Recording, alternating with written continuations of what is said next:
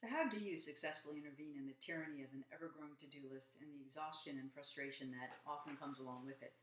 Now, the first thing is that I think we have to give up any attachment we have to getting it all done, as well as a belief that the list shouldn't keep growing. The reality is we'll never get it all done because the list of things to do will continue to grow. It's really just a fact of life, and trying to fix either one of those things really isn't going to get us very far. I think the key is to learn to choose to do the less that will actually produce more impact, more progress, more velocity, more empowerment, more satisfaction. So, how do you do that? Well, the suggestion I have for you that has made the biggest difference for me and for my clients is based on two fundamental ideas. The first one is that this is a systemic problem, not an individual one. We try to deal with it person by person, but I really think it is a systemic issue. People at every level in every organization have the same pressure to do more with less. So none of us can address the problem for ourselves in a vacuum. We've got to solve it together. The second is that a job is no longer defined by what we do, our tasks and activities. It's actually defined by the promises we can be entrusted to make and to keep. Your work can no longer be managed as activities that flow mostly downward through the chain of command. We're in a relationship economy, and organizations function based on relationships, not based on the hierarchical model that we've inherited from the industrial age. So, which leads me to the suggestion that I'd like to make for how you can actually address the pressure to do more with less. Now, what I'm going to suggest might actually seem a bit counterintuitive because I'm going to ask you to begin to let go of what's considered to be a tried and true management practice.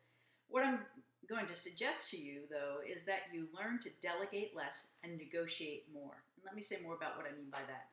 Consider that delegation is actually the equivalent of adding to another person's to-do list. And I'd like you to think about it that it actually puts what you need at the mercy of someone else's already overflowing list of things to do. So you see, the key is to empower people in making intelligent choices given their promises, the promises that they're making to you, the promises that they're making to other people, not based on the list of things that are on their to-do list. I mean, they need a way to prioritize them, and things are too complex now for us to prioritize everything for everyone.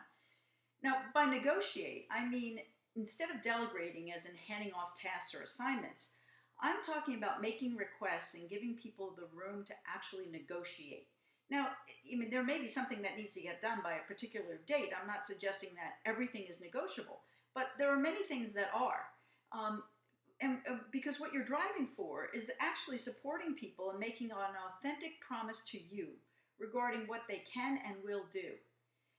One of the ways I describe this is the difference between a delegation and a negotiation is that you're in a negotiation, you're really going for a handshake, an agreement that you know what you can count on someone else for, rather than a handoff where it really goes on their list. And like I said before, you're kind of at the mercy of that person's to-do list and the things that might change even the moment after you make the request.